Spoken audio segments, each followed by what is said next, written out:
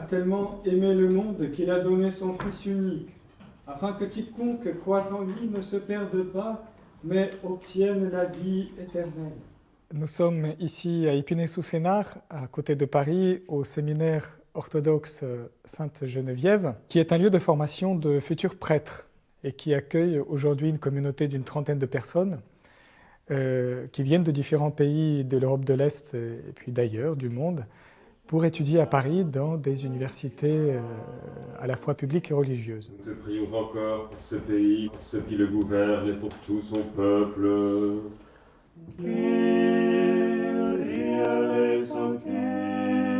Je suis à la tête de cette communauté depuis sa création il y a plus de 11 ans déjà.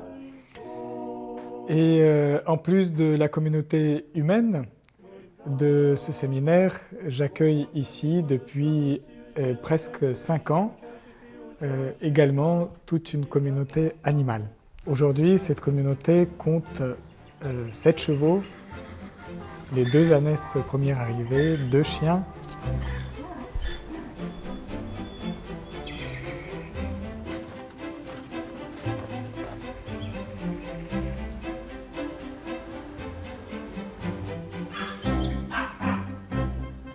Et toute cette communauté cohabite avec les séminaristes et les formateurs de cette maison. Je m'en occupe avec l'aide d'un certain nombre de bénévoles et puis de confrères qui, comme moi, partagent cette passion des animaux.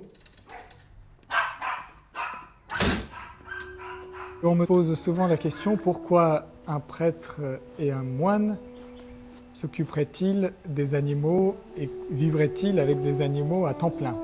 À cette question, j'ai envie de répondre qu'il faudrait plutôt expliquer pourquoi un moine ne s'occuperait pas des animaux.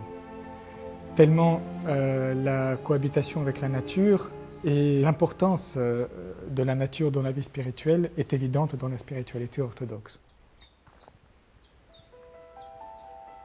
Dans le christianisme, notre respect des animaux, notre respect aussi des plantes et de la nature en général, se fonde justement sur leur relation originelle à Dieu et une relation qu'ils gardent. Il est dit dans la Bible, et les pères le répètent, que l'homme a été institué roi de la création. C'est parfois aujourd'hui source de malentendus, parce que on a dit, voilà, l'exploitation qui est faite aujourd'hui des animaux, par exemple dans le cadre de l'élevage intensif, mais aussi dans d'autres cadres, eh bien, c'est dû à cette mentalité judéo-chrétienne selon laquelle l'homme reçoit un pouvoir de domination sur les animaux. Mais il y a un malentendu, parce que les gens qui émettent cette critique, en fait, ne comprennent pas la Bible dans son contexte et dans son sens originel. La domination qui est donnée à l'homme sur les animaux n'est pas une domination tyrannique, mais le pouvoir de l'homme sur les animaux, c'est un pouvoir de veiller sur les animaux, de veiller à leur bien-être, de veiller à leur conservation. C'était la tâche qui était assignée à l'homme à l'origine. Il était, disent les pères par rapport aux plantes, institué jardinier de la création, mais il était institué aussi gardien de la création par rapport aux animaux. Et donc, l'homme avait une relation avec les animaux qui était une relation non pas de quelqu'un qui les exploite, mais de quelqu'un qui, à travers sa propre capacité de contemplation, d'unification et aussi d'action de grâce, était capable de les réunir continuellement à Dieu.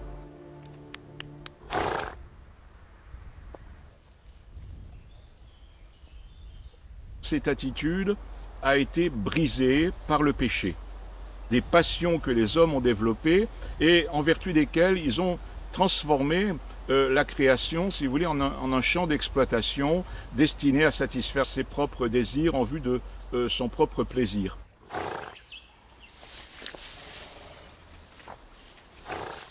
De plus en plus, les animaux sont associés à des qualités ou à des défauts, à des passions ou alors au contraire à des vertus. À la fin du Moyen-Âge, c'est un moment où l'on va diaboliser certains animaux. Le loup, par exemple, dès lors, est identifié à la sorcellerie. D'autres animaux ont été déjà diabolisés ou sont identifiés au diable. Je pense au bouc, je pense au serpent. L'être humain projette sur les animaux ce qui est de sa propre nature, en quelque sorte. Aujourd'hui, d'une part, on connaît beaucoup mieux les animaux dans leur vie propre, dans ce qu'ils sont. On découvre qu'ils ont une sensibilité, qu'ils ont des sentiments finalement comme les êtres humains, qui sont capables de s'adapter à des situations complexes qu'ils rencontrent, qu'ils sont capables d'amitié aussi, finalement qu'ils nous ressemblent beaucoup tout en étant différents, mais qu'ils nous ressemblent beaucoup aussi à bien des égards dans ce que nous pensions être le propre de l'homme.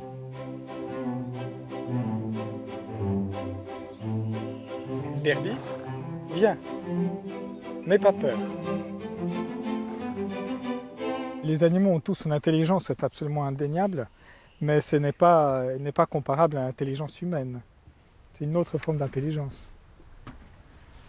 Alors après, ils apprennent aussi à communiquer avec les humains à leur manière.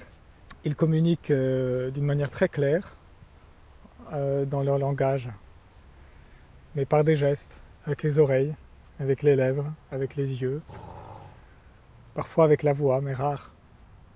Un étalon qui exprime sa joie à sa jument, il hennit, mais d'une manière très particulière. Ou les chevaux, oui, je sais. Là, c'est parce qu'il veut que je lui gratte la queue. C'est un endroit qui est difficilement atteignable pour eux, donc c'est les services que je leur rends. Ce que les chevaux peuvent nous apporter à nous, pas seulement les chevaux d'ailleurs, les ânes et tous les animaux, mais les chevaux en particulier, ces animaux sont organisés d'une manière très hiérarchique. Dans le troupeau, il y a un étalon pour plusieurs juments. Et l'étalon, son rôle est de protéger le troupeau, les juments et les poulains. Et en haut de la pyramide, il y a la jument principale, la matriarche. Et la matriarche, son objectif, c'est de faire les choix et de prendre les décisions pour l'ensemble du troupeau. Donc, où est-ce qu'on broute, qu'est-ce qu'on mange, qu'est-ce qu'on fait, quand est-ce qu'on se repose, quand est-ce qu'on court, quand est-ce qu'on joue. Donc tout ça, c'est la jument qui prend les décisions. Entre les talons et la jument, les rôles sont très très bien répartis. Ce n'est pas le mâle qui décide chez les chevaux, c'est la femelle, la principale jument. Donc c'est matriarcal pour le coup chez les chevaux, c'est pas patriarcal. Mais ce qui est paradoxal, c'est que dans une société aussi hiérarchisée, chez les chevaux, toutes les études montrent que ce sont en fait les plus haut placés qui ont la vie la plus difficile. Parce qu'en fait, ce sont eux qui ont la vie la plus stressée du fait de porter la plus grande responsabilité. Donc, ils ont certes une priorité pour l'accès à l'eau et à la nourriture, mais en réalité, ils sont plus sur leur garde et les moins bien placés, en fait, sont les plus tranquilles, les plus calmes, les plus sereins. Donc ce qui est d'une certaine manière, vous voyez dans le règne animal, l'illustration de la parole de Jésus, le premier parmi vous, qu'il soit le serviteur de tous. Donc en fait, le plus haut placé chez les chevaux, c'est celui qui sert les autres. Et c'est le plus bas placé qui est le plus tranquille, le plus serein et a le moins de stress et le moins d'inquiétude. Donc voilà l'exemple d'une société hiérarchisée au service d'autrui et non pas pour son propre bien.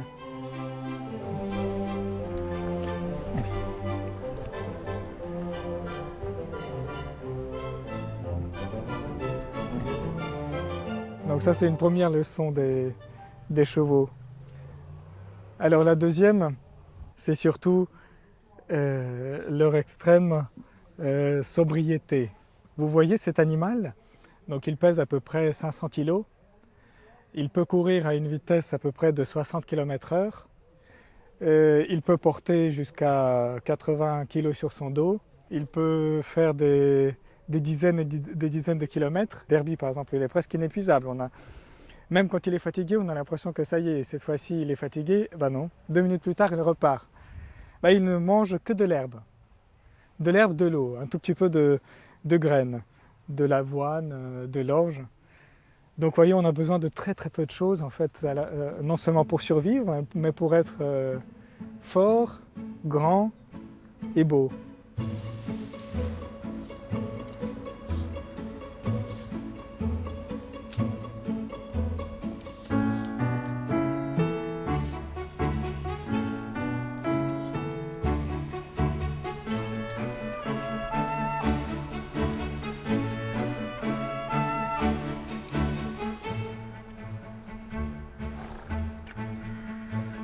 Moi, quand je suis arrivé au séminaire, il n'y avait que 2 ânes et j'ai assisté à la grande transformation par la grâce des animaux du séminaire. Donc là, nous allons sortir les ânesses pour promener les enfants. Pour moi, les animaux ici, au début, c'était un petit peu des mascottes pour les gens qui étaient déjà là. C'est comme dans une famille, on achète un chien, il y a un nouveau chien. Alors c'était les 2 ânesses. Et puis au fur et à mesure, ça a vraiment transformé la communauté et sans doute que ça l'a ouverte aux voisins, aux curieux qui venaient d'abord voir les animaux, mais un petit peu comme on va au zoo. Et puis après, c'est devenu une expérience vivante avec la pratique de l'équitation, qui a vraiment comme vertu de ramener, non pas dans l'église, mais au bord de l'église, dans l'atmosphère de l'église, des gens qui en sont loin. Et donc les animaux, oui, ils ont une vraie vertu apostolique. Et c'est des apôtres d'autant meilleurs qu'ils ne savent pas qu'ils le sont. Ce n'est pas des êtres humains lourds qui veulent imposer quelque chose. Les animaux, ils font un petit signe vers cette église, un petit peu comme le soleil fait signe vers l'église quand il se lève et qu'il l'illumine. De la même manière, les animaux ont eu cette vertu dans cette ville de banlieue parisienne d'indiquer à des gens qu'ici coule la grâce.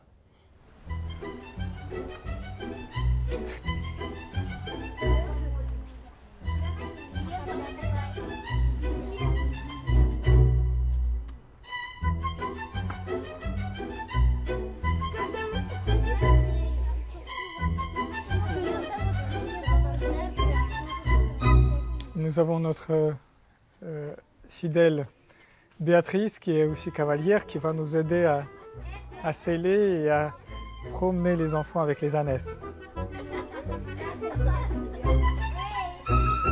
Autrefois, je montais à cheval, mais de façon, on va dire, beaucoup plus traditionnelle. J'ai donc un diplôme de galopette, j'ai fait de la compétition. Le cheval était dans ce milieu plus dans le côté, pour moi, matériel, plus comme une mobilette, comme une obligation. On avait l'obligation du résultat. On le harnachait avec des rênes, des morts, même très difficiles, très durs. On avait les éperons, on avait les cravaches, on avait tout le matériel pour qu'il saute, pour qu'il avance. Il fallait une obligation de résultat. C'était un moyen peut-être de satisfaire je vais peut-être en fâcher plusieurs cavaliers, notre propre ego. Et je ne me suis plus retrouvée du tout dans cette atmosphère. Les ânes, c'est beaucoup plus calme que les chevaux. Et un jour, par un très grand hasard, une amie est venue à la maison et me dit « Tiens Béatrice, ce dimanche, je te propose, on va aller visiter une église en bois orthodoxe qui est juste à côté de la maison. » Et l'ouverture de cette église m'a rapprochée d'une communauté qui n'était pas la communauté que je fréquentais non plus en termes d'église. J'étais plus reliée à l'église de Rome. Oui, mais là, David, elle est bien dressée pour marcher, pour s'arrêter un peu moins. Par cet esprit de Dieu qui m'a amené à ouvrir cette porte de cette communauté auquel je me suis rattachée, avec qui je communie, j'ai retrouvé l'esprit du cheval. Le Père Alexandre m'a amené à découvrir cette communion avec le cheval qui est de monter sans contrainte, dans la relation, dans l'amour avec un grand A et dans le respect aussi de la créature.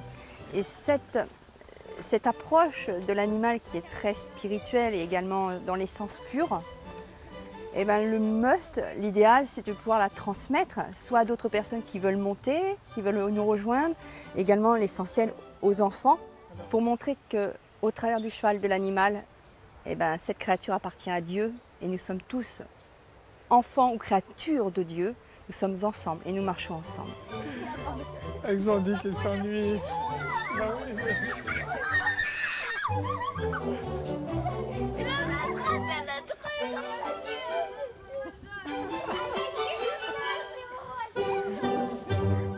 Tous les samedis après-midi, nous organisons pour toute personne qui le souhaite des promenades avec les ânesses. Et le dimanche après-midi, nous organisons des sorties avec les chevaux.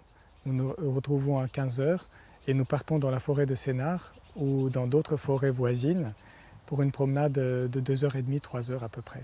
Voilà, et François qui va se charger de Fason. Béatrice. Jacqueline Aiguago. Voilà, si vous pouviez aider pour Almaël. Moi, je prends d'Herbie.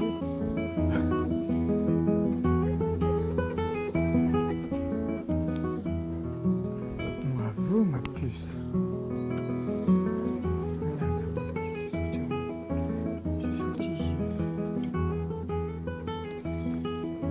J'avais le désir de reprendre une activité physique qui soit, je crois, en lien à la fois avec l'univers spirituel de l'orthodoxie, mais aussi, je crois, un excellent remède quand on a la tête dans les livres et dans la réflexion toute la semaine. C'est une chose excellente de passer un peu de temps dans la nature auprès des chevaux.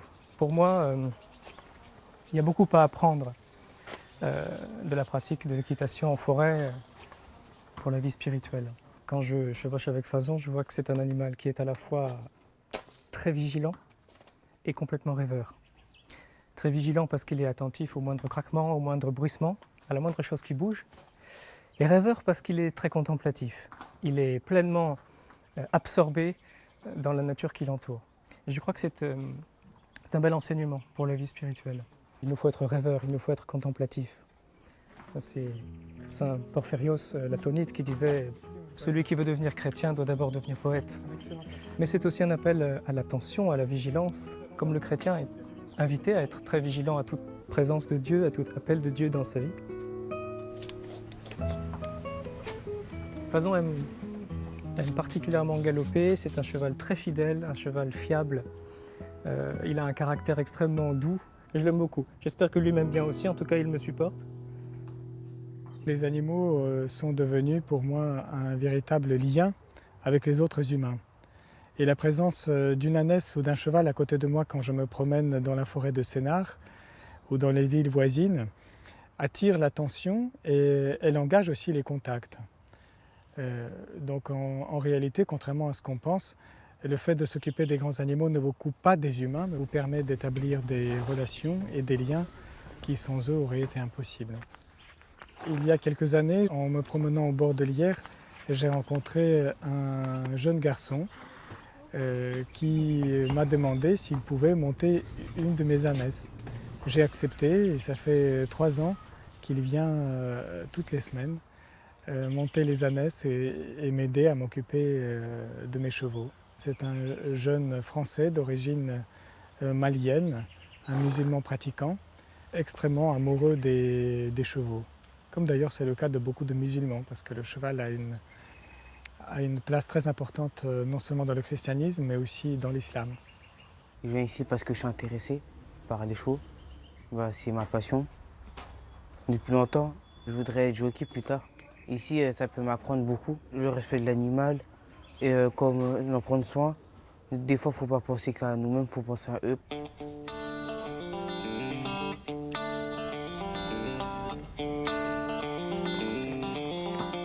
Les animaux domestiques ont un comportement amical, ont un comportement positif par rapport aux êtres humains dans l'entourage desquels ils vivent, parce que ce sont ces êtres humains qui les nourrissent, qui s'occupent d'eux.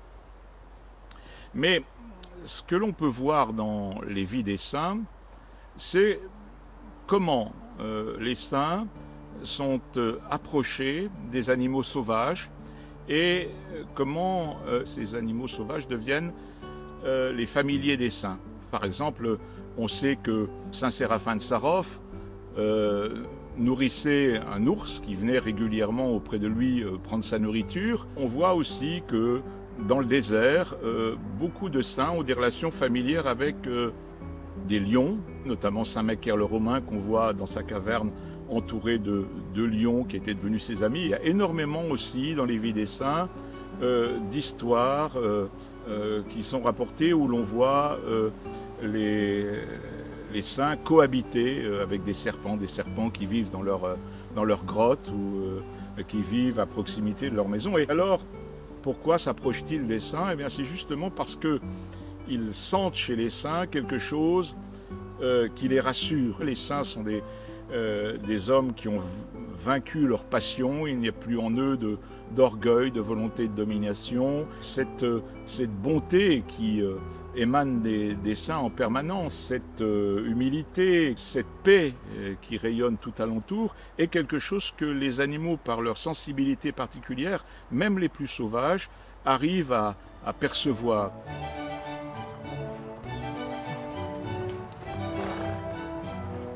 Allez, la promenade se passe très bien, tout le monde est en vie.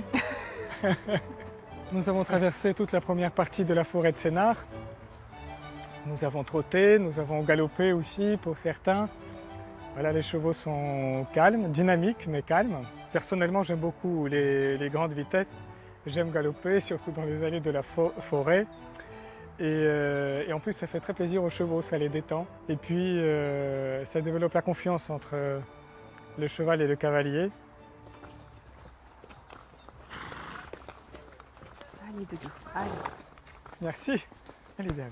Le fait de m'occuper quotidiennement des animaux m'apporte beaucoup comme moine. D'abord, ça vous apprend l'humilité parce qu'il faut ramasser le crottin.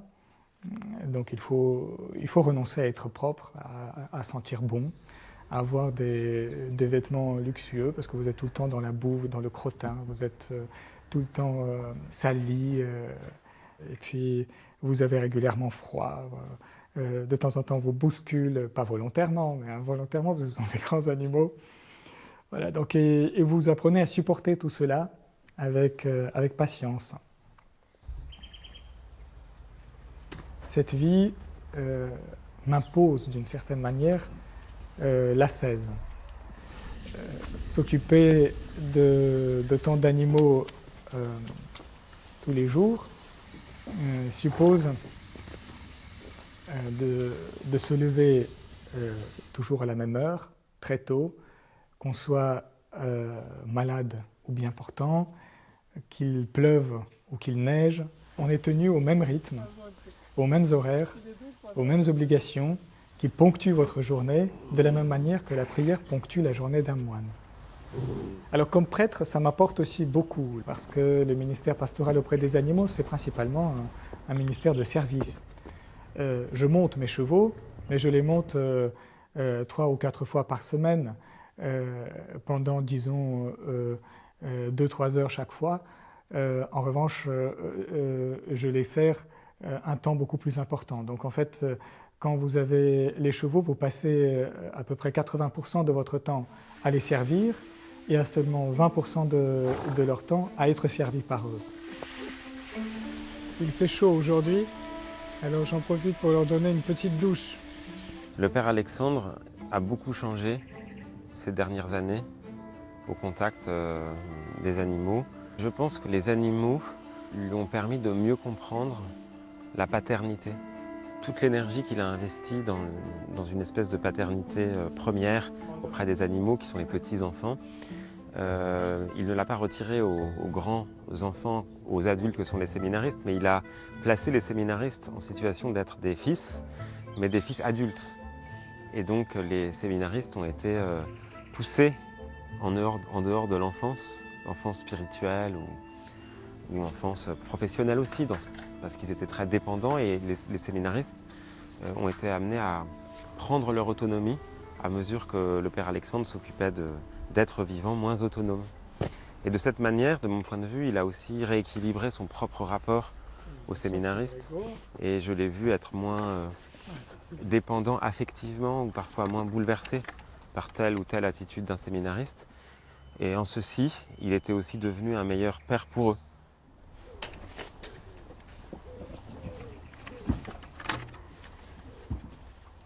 À chaque fois, après avoir distribué la nourriture aux chevaux, j'en profite pour faire une petite prière avec eux.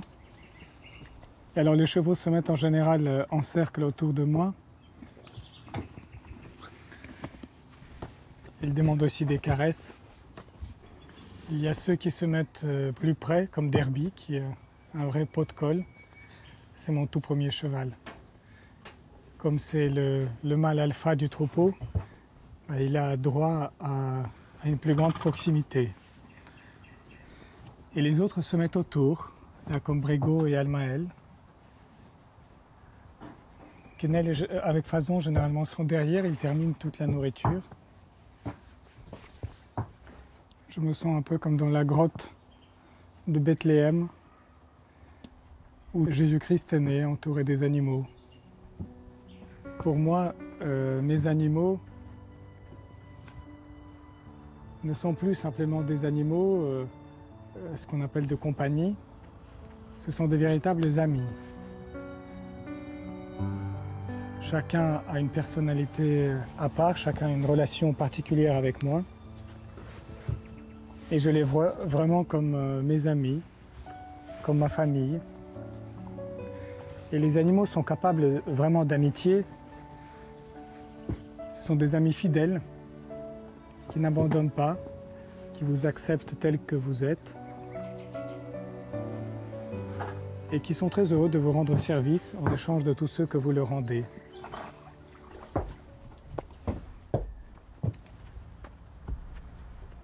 Seigneur Jésus-Christ, Fils de Dieu, prends pitié de nous. Seigneur Jésus-Christ, Fils de Dieu, prends pitié de nous. Seigneur Jésus-Christ, Fils de Dieu, prends pitié de nous. Seigneur Jésus-Christ, Fils de Dieu, prends pitié de nous. Seigneur Jésus-Christ, Fils de Dieu, prends pitié de nous. Seigneur Jésus-Christ, Fils de Dieu, prends pitié de nous. Seigneur Jésus-Christ, Fils de Dieu, prends pitié de nous. Il y a aujourd'hui de très nombreuses espèces qui disparaissent et évidemment cela met en cause directement la responsabilité de l'homme parce que cette disparition des espèces elle est due à un certain nombre d'atteintes que l'homme porte à l'environnement et notamment au climat du fait d'un développement hypertrophié et perverti de la civilisation industrielle moderne. Il est évident que cette disparition des espèces doit être quelque chose qui nous mobilise tous en tant que chrétiens. Nous devons agir autant qu'il est possible pour préserver ces espèces. C'est vraiment quelque chose qui est congénital au christianisme, de s'attacher à la préservation de la nature. C'est quelque chose qui appartient, je dirais, à la vie de l'homme telle que Dieu l'a conçue.